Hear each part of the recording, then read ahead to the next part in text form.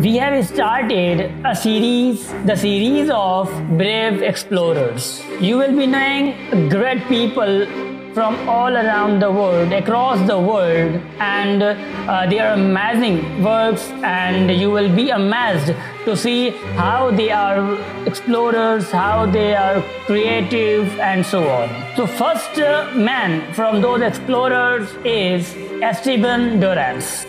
It was second month of 1527. 5 big ships waited at a seaport in Spain. Hundreds of people were on board. There were soldiers, settlers, and people looking for adventure. They were sailing to the new land called America. King Ferdinand was sending them there to explore territory called Florida, because in that time Ferdinand was a king. Would they find riches, gold and silver? Would they find danger? No one knew about anything. One of the people on board was a young man named Esteban Dorantes. Esteban was born in Morocco in North Africa. One day he was captured and brought to Spain to be a slave. Andres Dorantes was his master. Esteban was traveling with Dorantes to the new land. In April 1528, the expedition reached Florida. 300 of the strongest men were chosen to go inland. Esteban was one of those selected. The rest of the people, including women and children, remained on the ships. The 300 men met unfriendly Native Americans inland. The men fought battles with the Native Americans. They attacked Native American villagers or villages. The warriors of the village called Appalachian were strong and brave. They fought back with bows and arrows that the Spaniards ran. Many of the Spaniards were killed. Those who survived tried to return to the ships. Esteban and the other survivors traveled through swamps filled with dangerous animals. The men suffered from the extremely hot, humid weather. Swarms of mosquitoes that carried diseases attacked them. Everyday men died from diseases, fever, and starvation. The ships were now here in sight.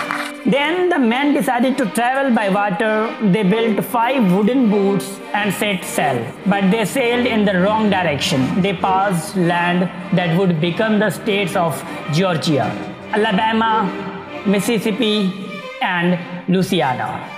3 boats were lost at sea. The other 2 boats crashed off the coast of Texas. Esteban was in one of the boats. His master Dorantes was in another. Both survived the crash. Esteban and his remaining companions were captured by a Native American tribe called the Capos. For nearly 5 years, the explorers lived as prisoners of the Native Americans. By now, only 4 explorers were left: Andres Dorantes, Alfonso del Castillo, Maldonado, Cabeza de Vaca, and Esteban. Esteban was a smart prisoner. He became friendly with his captors. He learned their language and he learned about the land. In 1534, Esteban, Dorantes, de Vaca, and Maldonado escaped. They decided to go to the Spanish settlement in Mexico City. Esteban led the way through the wilderness. He had watched the ways of the Native Americans, so he knew how to find food and how to keep safe from wild animals. He kept his companions alive. Esteban made friends quickly with Native Americans along the way. He learned their languages easily. Altogether, he knew at least 6 Native American languages. Months passed, 1 year passed then, but Esteban did not give up hope of finding Mexico City. Finally, the men reached Mexico City in 1536. They were escorted by Spanish soldiers they had met on their journey. The 4 men told the people of Mexico City of their great adventure. Very few white or black men had explored such a wide area of the new land before. Esteban and his companions had traveled 3,000 miles.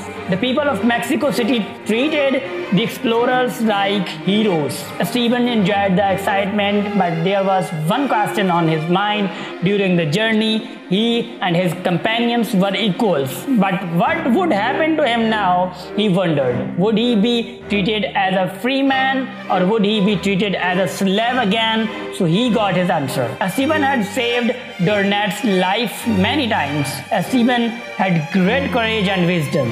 He had led the difficult trip across the country, but Dorantes still considered his brave explorer a slave. He sold Esteban to the governor of Mexico City. Esteban's days as an explorer were not over, though he was asked to guide an expedition to find the 7 cities of gold. On this trip, he explored land that is now Arizona and New Mexico. Sadly, Esteban was killed during the expedition. That was very sad news, but he had made his important contributions to the history. Esteban was one of the first blacks to explore America. So this was the story when he was a slave, and he was also, so in that time he also left a very simple or very tough symbol for them, and from his point of view, they found out the America. They found out the New Mexico, Arizona. In that time the name was the New Mexico City, or the name of America was the Arizona.